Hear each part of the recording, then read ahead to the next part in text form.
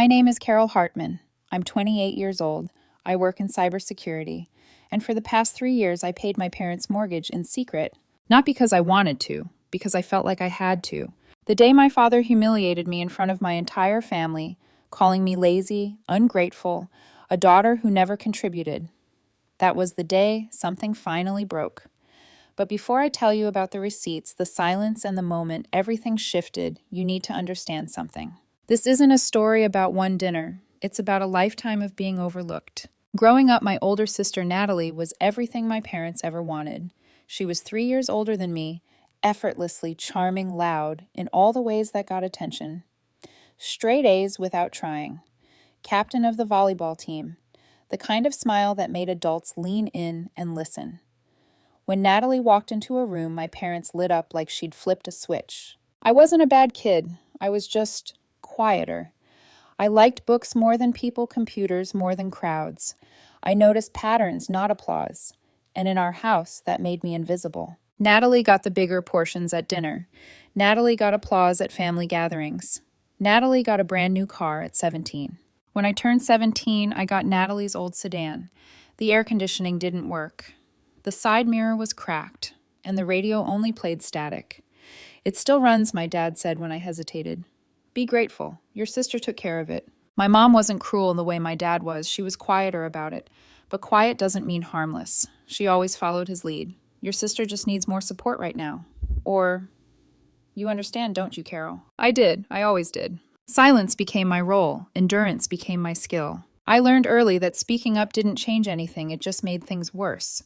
So I kept my head down, convinced myself that one day I'd leave and none of it would matter anymore. I didn't know then how deeply that training would shape me, how it would make me step in quietly, how it would make me save a house no one thought I deserved to belong to, and how it would almost cost me everything. Leaving that house felt less like a goodbye and more like an escape. I left for college with 2 suitcases, a partial scholarship, and a quiet promise to myself that I would never ask my parents for money again.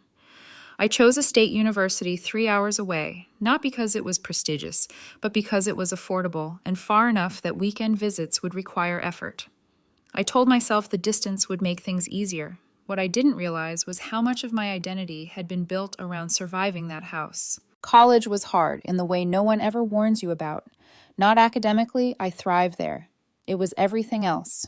Working night shifts at the campus IT desk to cover rent, living on instant noodles and coffee, watching other students call home for help while I learned how to solve problems quietly alone. Meanwhile, Natalie dropped out after 2 semesters. It just wasn't the right environment for her, my mom said over the phone like it was a philosophical decision instead of a failure. She's figuring herself out. My parents said it with pride, as if uncertainty itself were an achievement when it belonged to her. Natalie bounced between jobs. Marketing assistant, boutique sales event coordination. Nothing stuck for long, but every move was framed as momentum. When she landed a position in real estate through one of my dad's friends, he told everyone she was on her way to something big. The commissions were inconsistent, but the title sounded impressive. That was always enough. I graduated with honors. No party, no dinner, just a brief text from my dad. Good job. What's next? I didn't answer. I moved into a small apartment across town after graduation, took a job at a cybersecurity firm that didn't sound flashy but paid steadily. I liked the work. I liked the logic of it. Systems made sense. Rules were clear. If something failed, there was always a reason and a fix. For the first time in my life, I could breathe. I didn't see my family much during those first few years. They didn't ask. I didn't push. Natalie would post photos online, new outfits, weekend trips, celebratory drinks with captions about the grind and hustle life. My parents liked every post, commented on every one. They never asked where I lived. Then came the phone call. It was a Tuesday evening. I'd just gotten back from the gym, sweat still cooling on my skin when my phone rang. It was my mother. Her voice sounded thin, like it might break if she breathed too deeply. Carol, she said, we're in trouble. The bank had called. 3 months behind on the mortgage. Foreclosure notices. My dad had been handling it, she said, and he kept insisting everything was fine. But now it wasn't. I stood in my kitchen staring at the cracked linoleum floor, listening to her cry softly on the other end of the line. My first instinct wasn't anger. It was panic. That house wasn't just a house. It was where I grew up. where my childhood existed, even if it had been uneven and quiet. The idea of strangers taking it, gutting it, felt like losing something I'd never been allowed to claim in the first place. How much I asked already opening my banking app. She hesitated. About 8,000. I could have said no. I should have said no. But I wired the money that night. I told her to have the bank send all future statements to me. I didn't ask why they were behind. I didn't ask how long it had been happening. I didn't tell Natalie. I didn't tell my boyfriend at the time. I told myself it was temporary, a one-time emergency. I had no idea I was stepping into a role I'd been trained for my entire life. The invisible one, the quiet fixer, the daughter who carries weight without being seen. The first payment was supposed to be the end of it. That's what I told myself as I watched the confirmation email land in my inbox. $8,000 gone in one quiet click. No ceremony, no acknowledgement, just a digital receipt and my mother's shaky, relieved thank you whispered over the phone. We'll catch up, she promised. Your father has a plan. He always had a plan. None of them ever worked. A month passed. Then another. Then a third. Each time a new excuse surfaced, delayed commissions, a client who'd backed out paperwork stuck in processing, and each time the bank statement showed the same thing. Past due. So I paid again, then again. Before I realized it, the mortgage had become a line item in my monthly budget. Automatic, quiet, untouched by discussion or gratitude. I never told my father. I never told Natalie. In my parents' version of reality, the problem had simply disappeared. And problems that disappear are never thanked. Every time I visited, my father found a way to remind me of my place. He'd praise Natalie loudly for small things, bringing groceries, helping organize paperwork, being there. Meanwhile, I'd sit at the kitchen table, the same one I'd eaten at my entire life, feeling like a guest in a home I was quietly paying to protect. Good thing Natalie's around, my dad would say, patting her shoulder. Some people know how to show up. I smiled. It was easier than correcting him. Once he joked that I probably had computer money hidden away somewhere. Bitcoin or whatever you nerds do now. The room laughed. I laughed too. It was a reflex I'd perfected: deflect, minimize, disappear. The truth was I was exhausted. Month after month, I paid without question. When tax season came and I realized how much of my income had quietly vanished, I still didn't stop, because stopping meant confrontation, and confrontation meant becoming visible. I told myself I was protecting my mother, protecting the house, protecting the fragile balance of a family that had never really known what to do with me. But the cost was adding up, not just financially. The worst part wasn't the money. It was the way my absence was interpreted. My quiet became evidence against me. My independence became selfishness. My distance became disloyalty. Natalie, meanwhile, was praised for simply being loud. And then came the dinner. It was supposed to be casual. Just the four of us, a Sunday meal. Natalie had good news, she always did. A condo sale downtown. My parents glowed like she'd cured something incurable. That's our girl, my dad said proudly, always making things happen. I was halfway through my meal when he turned to me. You could learn something from your sister, he said, voice casual cutting. She actually contributes. The room went cold. I looked up slowly. Natalie smirked behind her wine glass. My mother stared at her plate like it held the answers to something she didn't want to read aloud. Something inside me closed. Not with anger, with finality. I set my fork down carefully, took a sip of water, let the moment stretch until it was uncomfortable. Fine, I said calmly. Then she can handle the mortgage from now on. Silence fell like a dropped plate. What mortgage? My father asked. My mother looked up, confusion breaking through her carefully managed calm. Carol, what do you mean? I reached into my bag. I hadn't planned to bring the folder. I didn't even know why I'd printed the statements. Maybe part of me had always known this moment was coming. Maybe I was tired of carrying proof without permission to use it. I laid the folder on the table and opened it. 3 years of payments. Every receipt. Every confirmation. Every month. I didn't say another word. I didn't have to. The silence after I laid the folder on the table didn't just fill the room. It emptied it. My mother stared at the pages like they might bite her. Natalie blinked once. Just once. And I watched the confidence drain from her face in real time. My father's mouth tightened into a thin, sharp line like he was trying to erase something he didn't want to exist. I leaned back in my chair and waited. Mom reached for the top page with shaking fingers. An automated confirmation email. Then another. Then another. Month after month. Her eyes moved faster as she flipped through them, breath shallow, like she was afraid the truth might collapse if she inhaled too deeply. Carol, she whispered, looking up at me. Why didn't you say anything? The question landed harder than I expected. Why didn't I say anything? Because I knew they wouldn't believe me. Because I didn't want to embarrass Natalie. Because I thought if I just kept helping, things would change. I don't know, I said quietly. Maybe I was waiting to matter first. My father scoffed. It was subtle, but I caught it.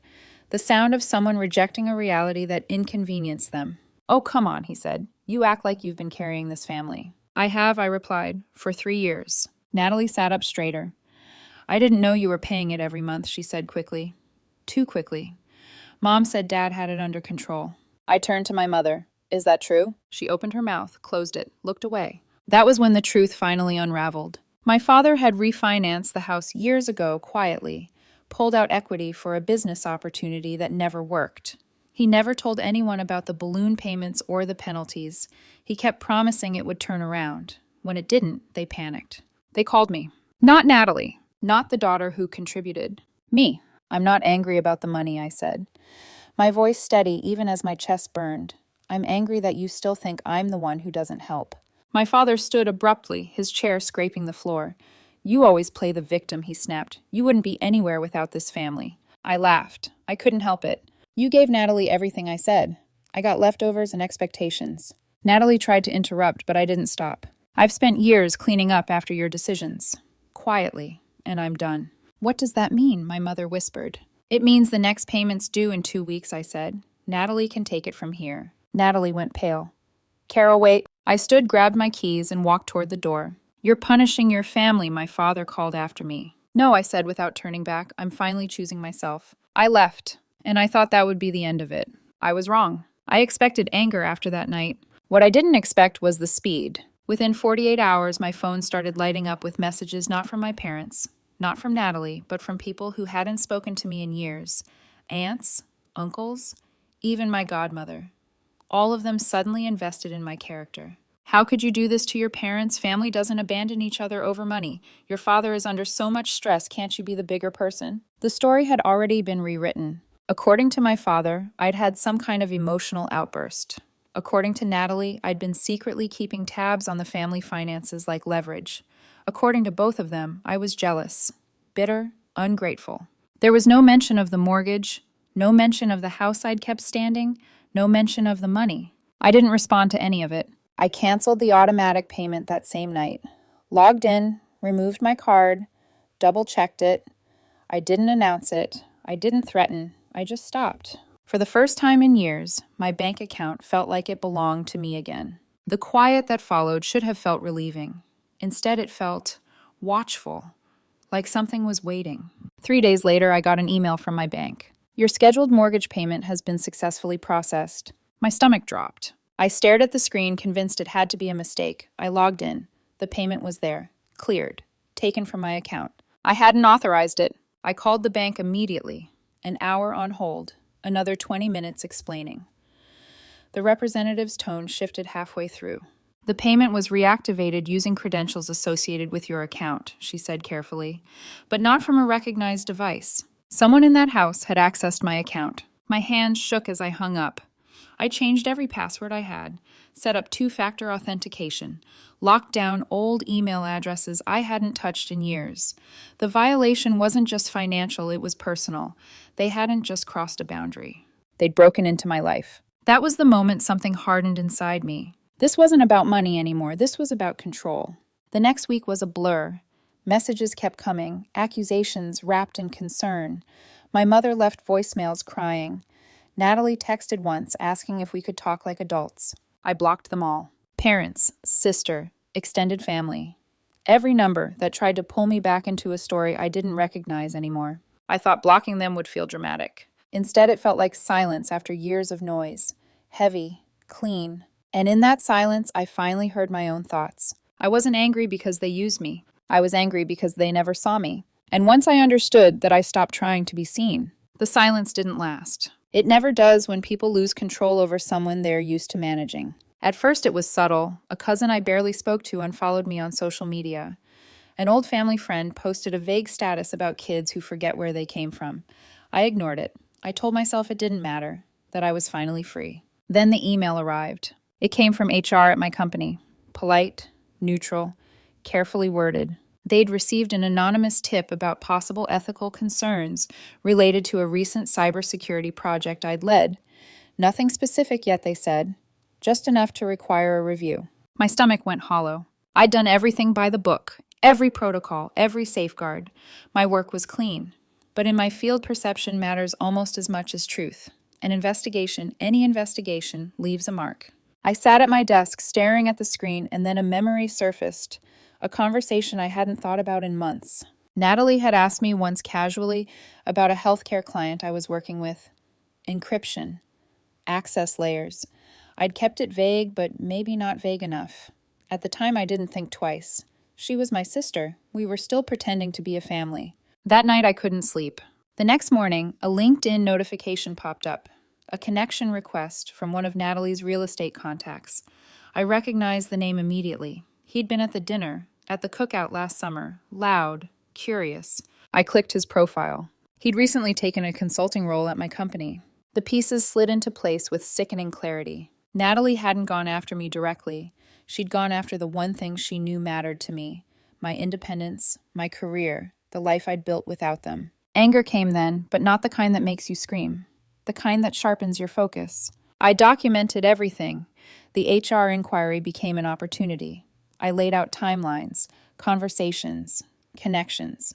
I included the history, the financial fallout, the unauthorized bank access, the sudden shift in behavior after the family confrontation. I didn't accuse. I presented facts. While the review unfolded, I started digging. Natalie had always been careless with details. She bragged. She overshared. Years ago, she'd mentioned an investment property and LLC she was proud of. I found it in public records. Then I found what she hadn't mentioned: missed tax filings, zoning violations, unpaid contractors. The pattern was unmistakable. I didn't rage. I didn't confront her. I prepared. When the HR review concluded, I was cleared. The tip was deemed baseless. My record sealed. My manager apologized quietly, and for the first time I saw something shift in how I was regarded at work. Respect, not pity. Natalie never contacted me, but consequences have a way of echoing. Her brokerage put her under review. Deals stalled. Whispers started. And at the next family event, a cousin's wedding, she barely looked at me. The call from my father came weeks later. Late. His voice sounded older. I read the file, he said. The one about Natalie. I waited. You did well for yourself, he added finally. No comparison, no dismissal, just the statement. It wasn't love, it wasn't an apology, but it was the truth. And for the first time, that was enough. When everything went quiet again, I didn't rush to fill the space. That was new for me. For most of my life, silence meant danger and emotional vacuum, where I was expected to step in, fix something, make myself useful before I was blamed for not doing enough. But this silence was different. It didn't demand anything from me. It just existed.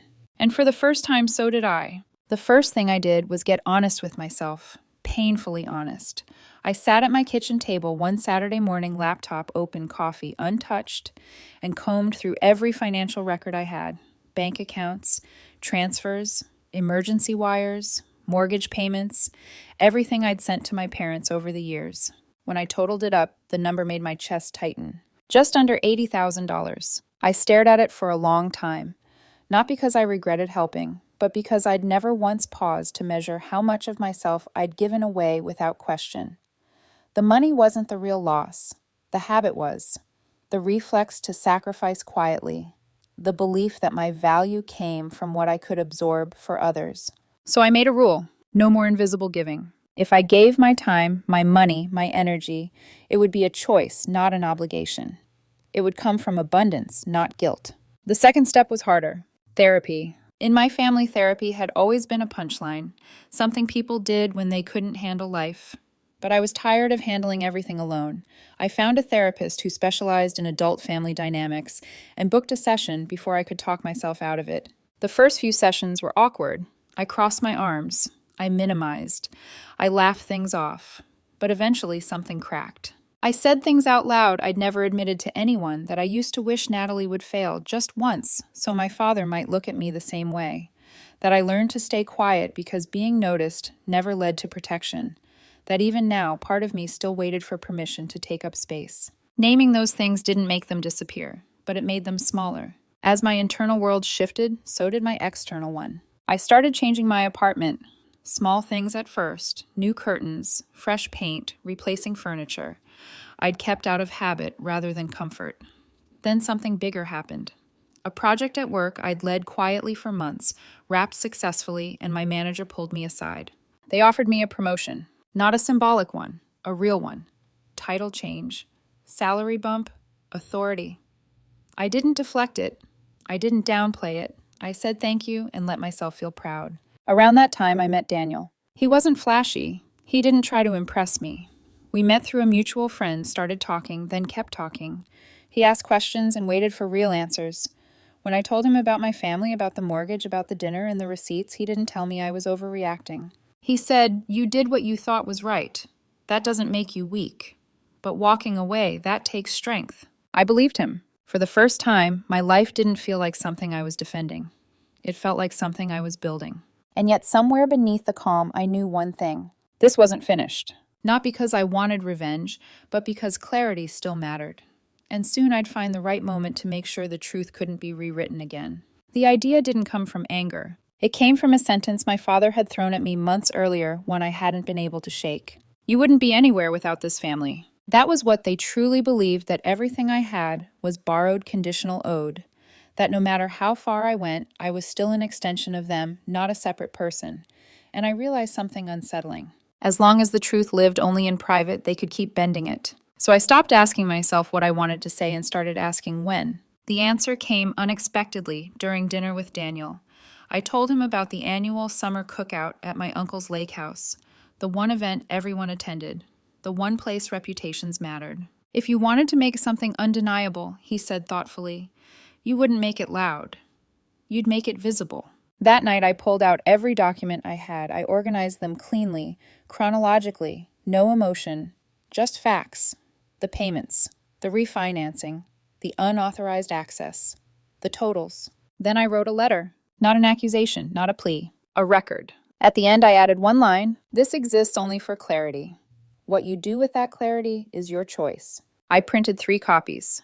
And then for the first time in years, I RSVP'd yes. The cookout looked exactly the same as it always had. Laughter, barbecue smoke, children running barefoot by the water. Natalie stood near the grill, animated as ever, holding court. My father hovered nearby, proud and relaxed. They didn't see me at first. When they did, the shift was immediate. Natalie froze. My mother's smile faltered. My father's posture stiffened. I walked past them calmly, Daniel's hand warm and steady at my back. Later, when the moment felt right, not dramatic, not rushed, I approached their table. I placed the envelopes down, one by one. Natalie frowned. "What's this?" "Something I should have shared a long time ago," I said. "For clarity." I didn't stay to explain. I walked away. From across the lawn, I watched. Natalie opened hers first. Her confidence cracked almost immediately. My mother followed, hand trembling. My father was last. He read slowly, carefully. No one raised their voice. No one accused me of anything. Because for the first time, the truth was holding the room. Later that night, my father approached me by the dock. The water reflected light in fractured patterns. "I didn't know it was that much," he said quietly. "I know. It wasn't right," he added, "the way we treated you. It wasn't an apology, but it was real, and I thought that might be the end. I was wrong." Because what Natalie did next wasn't reflection. It was retaliation. Natalie had never handled losing control well. She didn't explode. She didn't confront me. She did what she always did when the spotlight shifted away from her.